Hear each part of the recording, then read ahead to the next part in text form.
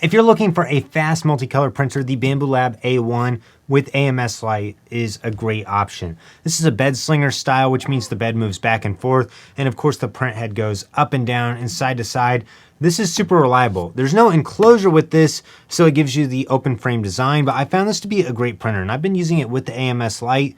You can also get it without the AMS Lite if you like, and the AMS Lite allows you to keep up to 4 different rolls of filament ready to go, so you can change colors faster whenever you go to print, or you can also do multicolor printing if you want to print that uses more than one color. It is important to note that using multicolor printing will create a lot of waste with the A1 though, but I found this to be an incredibly reliable printer, and I love the Bambu ecosystem because their app is top notch. It interacts directly with MakerWorld, so you can get on your phone, find models, and send them directly to the printer. I've had a couple models by FlashForge and they were okay. I kind of resisted Bambu for a while, but as soon as I tried the A1 Mini, I realized the ecosystem is really what you're buying into. And some people are a little bothered right now because Bambu is kind of closing off the ecosystem.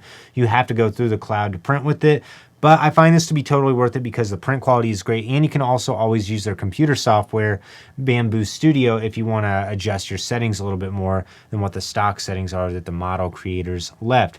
I found this to be super reliable. I love the AMS Lite because if I want to print one model white and then one black, it's very easy to do that without having to actually manually unload the filament. I haven't had any issues with the filament breaking or getting stuck, and print quality on this is top notch. It is important to note this is an open printer. There's no filtration, so make sure you have some sort of air purifier running in your room, or I'd really recommend running this in a garage or a room that you're not living in personally. Also, another thing, their stock build plate on this works great. I bought the CryoGrip plate and I ended up not even using it because this one has such good adhesion, which is another issue I ran into with my FlashForge printer. So I'm using the A1, constantly printing Gridfinity bins, functional parts, organizers.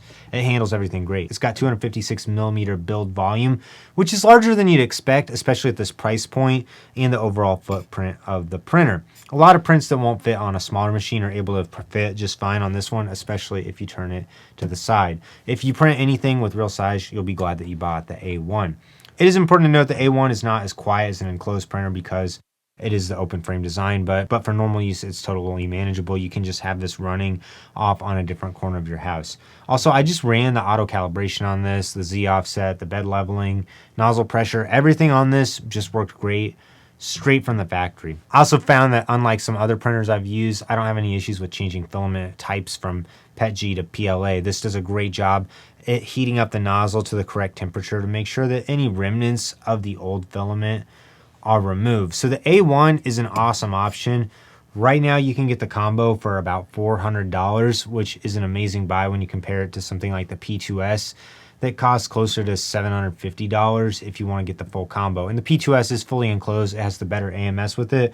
But if you're looking to get into multicolor printing on a budget, this is going to be a great option for you. The biggest downside is with the AMS Lite, it does have a pretty large footprint, but you can always print a model that will allow you to attach the AMS Lite to the top of it if you want to take up a little bit less space.